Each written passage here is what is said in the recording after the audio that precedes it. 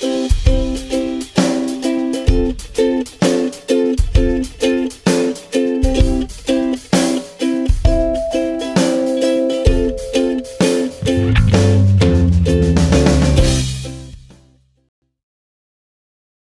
noite, gente.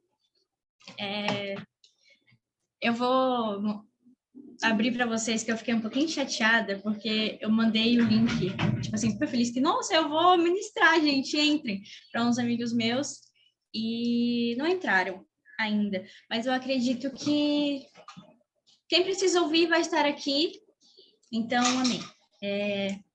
Agradeço primeiramente a oportunidade que eu estou tendo de poder abrir o meu coração ao que Jesus ministrou para mim, e de ele ter confiado a mim essa palavra, porque eu, assim, quando eu penso desse jeito, eu me sinto até mais importante.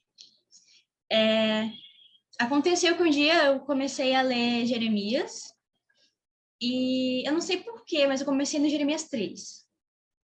Ao invés de começar do 1, eu comecei do 3, e enquanto eu estava lendo, eu fiquei chocada com algumas coisas que eu percebi, e eu nunca tinha pensado em ministrar. A minha mãe sempre me convidava e eu ficava, não, eu prefiro ouvir, sabe? Mas aí aconteceu que quando eu estava lendo, eu senti muita vontade de compartilhar aquilo com alguém. Tipo assim, não estava me satisfazendo só eu ter entendido aquilo e ter sentido aquela palavra no meu coração. Então, nós vamos falar sobre a prostituição, o repúdio. Para quem não sabe, repúdio significa desdém. Então, o desdém de Deus com o povo de Israel, o conhecimento e o puro arrependimento.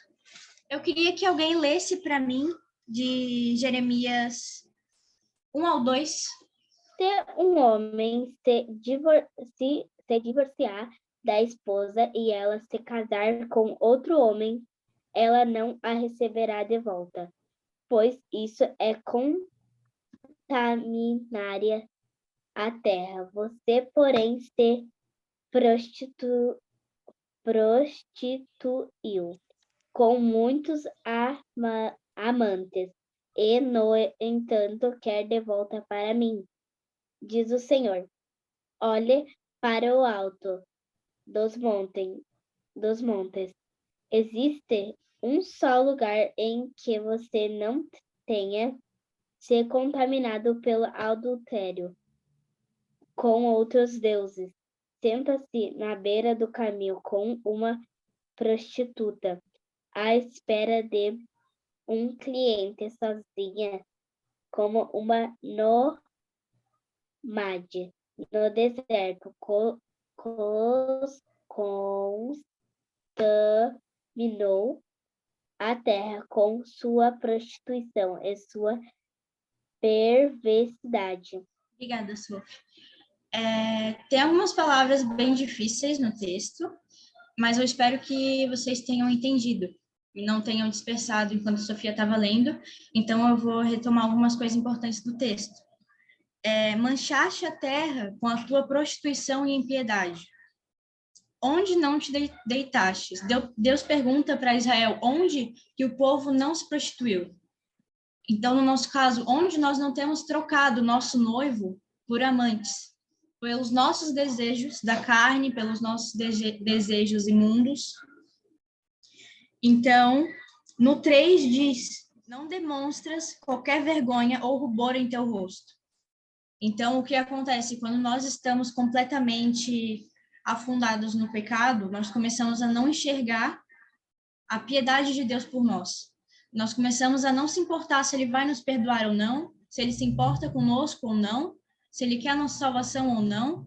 Ou seja, nós não temos vergonha naquilo que nós fazemos. Nós começamos a normalizar aqui. No 5 diz, contudo, segues cometendo todo o mal de tuas paixões e desejos. No 5 está falando com as pessoas que voltam a Deus com um arrependimento, na verdade um remorso, né? Que não é verdadeiro. São aquelas pessoas que elas percebem, tipo, poxa, eu tô fazendo isso aqui errado, né? Isso aqui não tá agradando o Senhor. Vai lá, se arrepende, depois de 2 semanas já tá fazendo de volta. Porque o coração dela não se converteu totalmente ao Senhor. Entende? No 6, nós temos a deslealdade de Israel. O que isso está significando em Jeremias? Os filhos rebeldes. Então, tudo aquilo que Israel estava praticando, Deus reconhece na Bíblia como um povo infiel. Aqui no versículo 8, ainda do 3, diz: Ela viu também quando entreguei a infiel Israel uma certidão de divórcio. Eu vou ler de novo. Ela viu também quando entreguei a infiel Israel uma certidão de divórcio. Vocês estão, sabe? Sintam isso. Por causa de todos os seus adultérios. Quero deixar aberto aqui que, claro, o adultério é um pecado, mas não estamos falando somente sobre ele.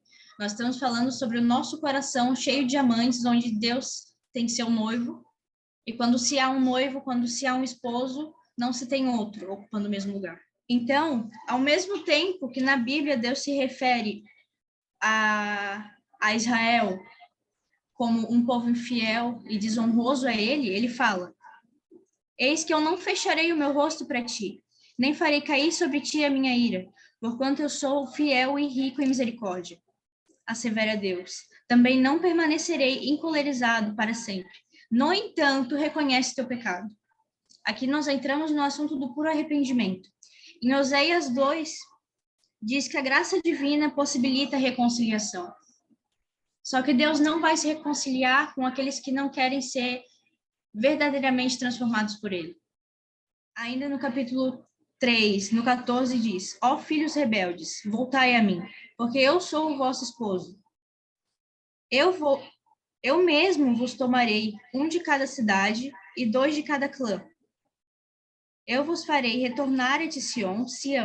Em seguida vos darei governantes de acordo com o meu coração, que vos dirigirão com sabedoria e com entendimento, como bons pastores. Em Jeremias 4 diz: Se te convertestes e decidires retornar, ó Israel, volta para mim, declara Deus. Se afastares para longe de ti, da minha vista, todos esses teus ídolos horríveis, e não mais vagares diante da minha presença, se jurares pelo nome de Deus, com sinceridade, fidelidade, justiça e retidão, então as nações serão por ele abençoadas, e nele se gloriarão.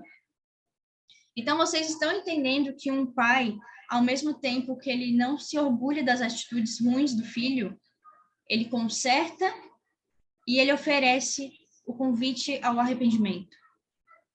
Então, eu achei isso muito importante para com os jovens, porque é uma época em que a gente é muito disperso. Nós queremos que só a nossa opinião seja certa, nós queremos, não só os jovens, né, adultos aqui também, que às vezes a gente se torna imerso no nosso pecado, imerso seria mergulhado em sinônimo, então, mergulhados no nosso pecado, naquele pecadinho xodó que a gente não larga nunca. E nisso, como diz na Bíblia, Deus causa o divórcio. Vocês entendem isso? Que o noivo é casado com a noiva, mas a noiva também tem que ser casada com o noivo. Vocês entendem que não tem como Deus estar ali com a mão para você e você com a mão para o outro lado? Então, quando eu li isso, quando eu vi Deus se referindo primeiramente a Israel como um povo infiel, como esses teus ídolos horríveis, eu fiquei tipo, nossa, sabe? Parece que você volta que a gente geralmente tem uma visão de Deus que é pai, amoroso, que ele ajuda, enfim, ele realmente é, só que ao mesmo tempo ele vai nos corrigir e ele abomina esse tipo de atitude. Nós temos outros amantes, enquanto ele está preparando para nós um casamento. Enquanto ele oferece a nossa oportunidade como esposa, como noiva de Cristo, de sermos preparadas também com um vestido branco, livre de sujeira e de sangue. Então, eu espero que isso tenha tocado verdadeiramente os jovens e vocês possam dar uma lida depois no poema de exortação à conversão, que tem Jeremias 3. Ele é bem longo, eu não quero que isso fique longo, mas dê uma ida que vocês vão ser pegados de jeito.